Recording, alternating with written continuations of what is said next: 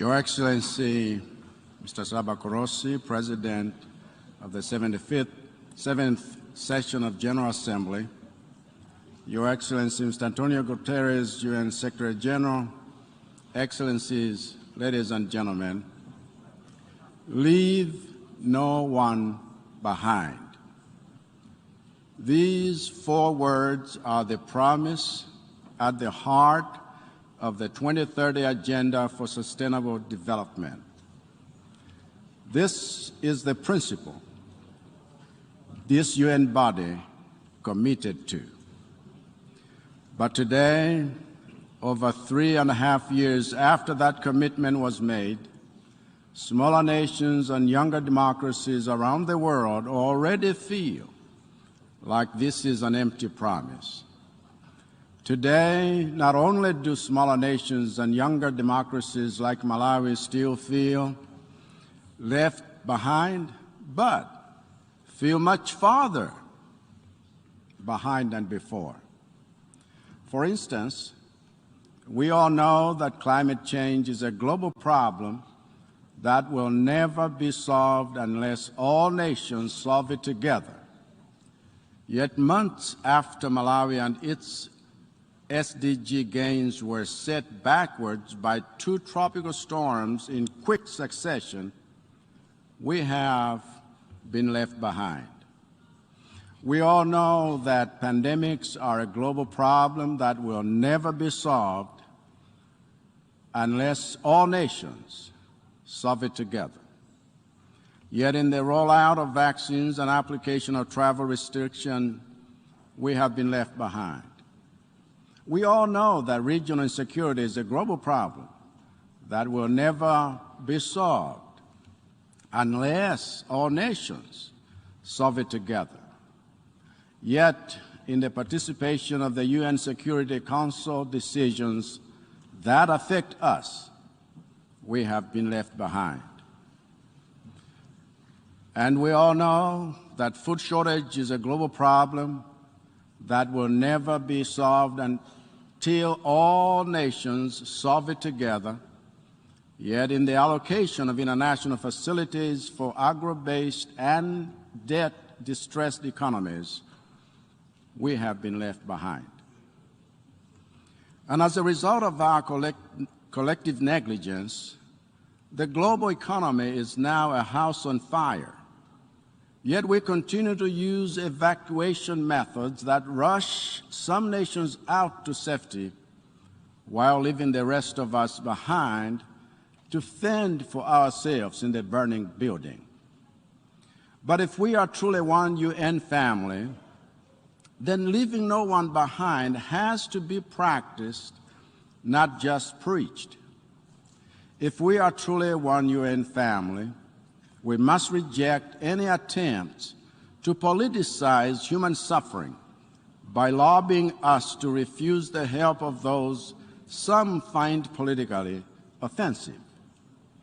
If we are truly one UN family, we must get out of political posturing and welcome more helping hands in resolving the problems the permanent UN Security Council members have sometimes created and which they have failed to solve alone, namely the failure to stop environmental degradation, the failure to prevent unjust wars, the failure to lift unsustainable debt burdens, the failure to prevent food insecurity, and the failure to contain pandemics.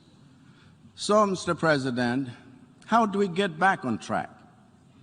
As I see it, with so many left behind, the only thing to do is to concentrate the UN's support on the most vulnerable who are lagging behind so that they can catch up.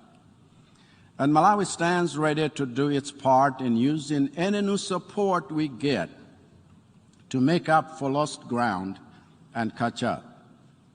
On addressing the current global food crisis, Malawi is ready to catch up, having just joined the Feed the Future initiative, giving us access to new financing in the next few years to use Malawi's vast arable land and large volumes of fresh water to develop mega farms that will feed the world and lift millions out of our farmers out of subsistence living.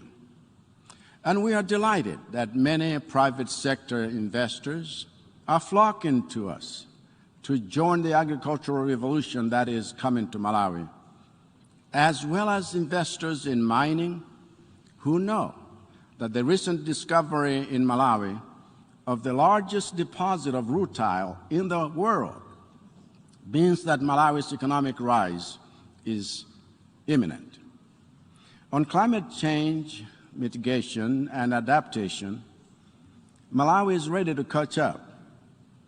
So with COP27 around the corner in Chakwera, we call for action on the pledges already made so that Malawi and other least developed countries can build resilience to climate change-induced events like floods, drought, pests, and cyclones, all projected to become more frequent and more severe. These disasters are reversing years of developmental gains. Cyclones Ana and Gombe alone destroyed strategic infrastructure, community assets, and displaced thousands of households. And now a fifth of our people are at risk of acute food shortage, as 3.6 million Malawians are facing hunger from next month until March. While we are preparing to deploy food assistance from our strategic reserves, we welcome your support with early warning systems for generating and managing climate data to reduce the impacts of disasters, as well as technical and financial capacity building in weather data analysis, modeling and forecasting to address barriers faced by farmers in accessing useful information. Our ongoing institutionalization of the National Climate Change Fund should help in this regard, as will other measures for making climate financing predictable. Although Malawi and other least developed countries contribute the least to climate change, we are committed to the global climate agenda. Malawi's own ambition is to cut carbon emissions by half before the year 2040. And so we call for our support towards our efforts to transition to clean and green energy. On dealing with the evolving challenge of COVID-19, Malawi again is ready to catch up. Crucial to this effort is access to vaccines, and your support to our efforts to catch up in this area will strengthen our vaccine delivery systems in general. But the critical need for us is strengthening health systems more broadly to build resilience against future pandemics, which calls for investments in health infrastructure and research. And in this context, the news that 6 African states have been chosen to produce messenger RNA vaccines in Africa is music to my ears. And I'm proud of Malawi's advocacy of this approach, as well as Malawi's role as a co-pioneer of the Accord for a Healthier World announced by Pfizer in Davos 4 months ago, aimed at bringing quality medicines to 1.2 billion people in low-income countries.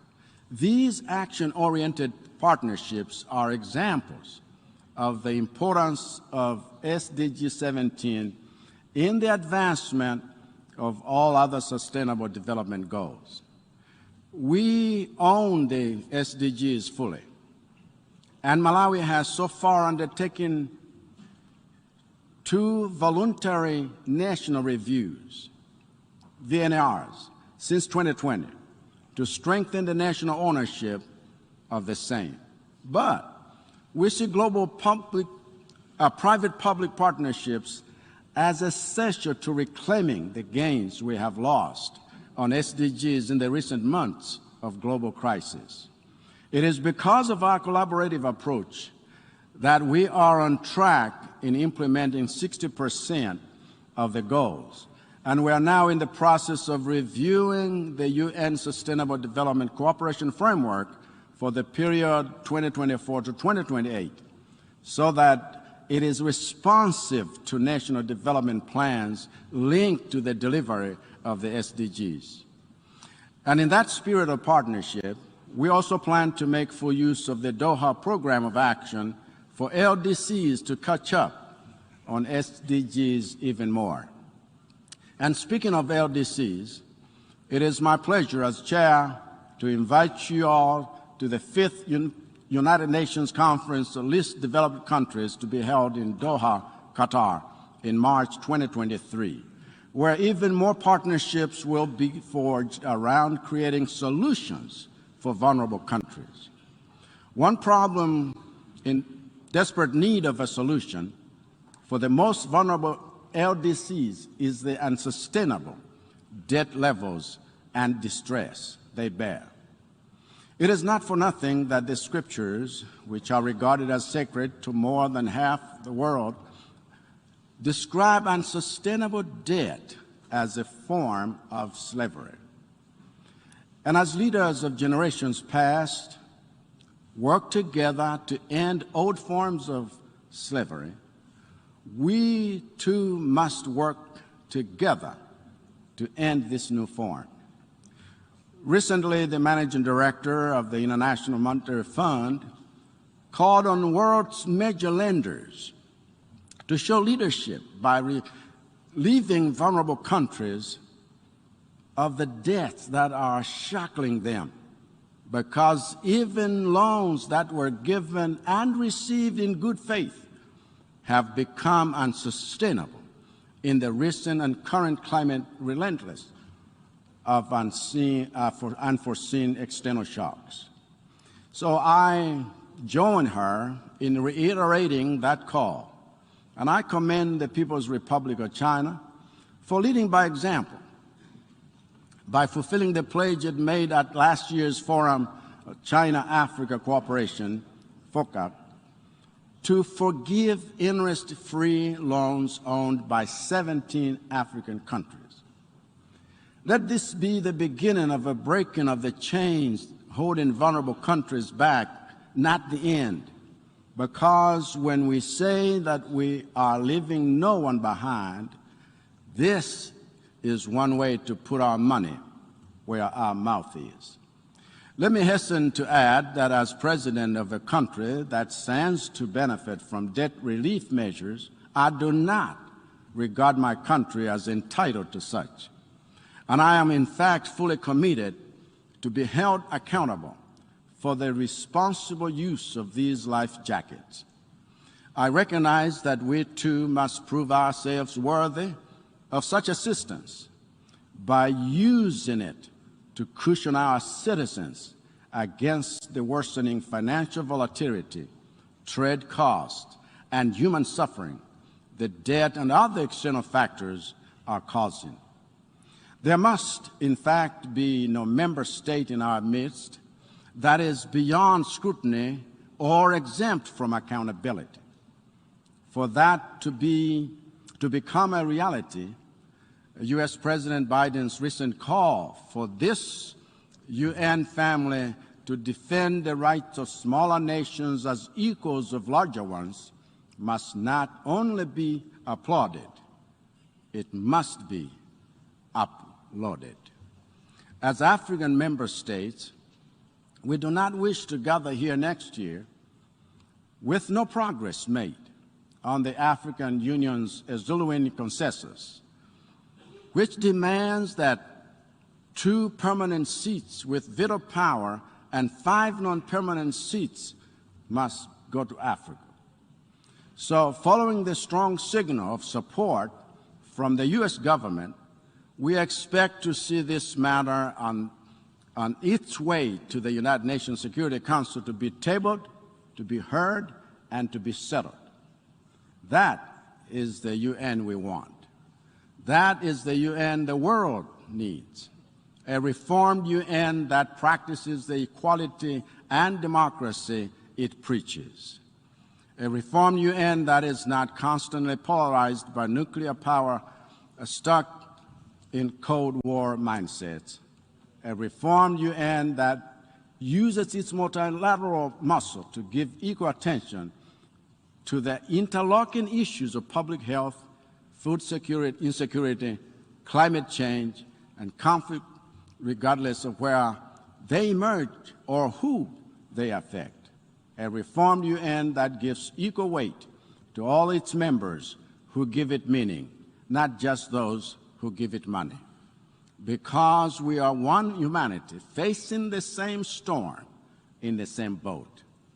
And in that spirit of one humanity, let me conclude by expressing my country's deepest condolences to the British royal family and the government and people of the United Kingdom and the Commonwealth on the passing of Queen Elizabeth II, who was laid to rest on the eve of this Assembly's high-level debate week.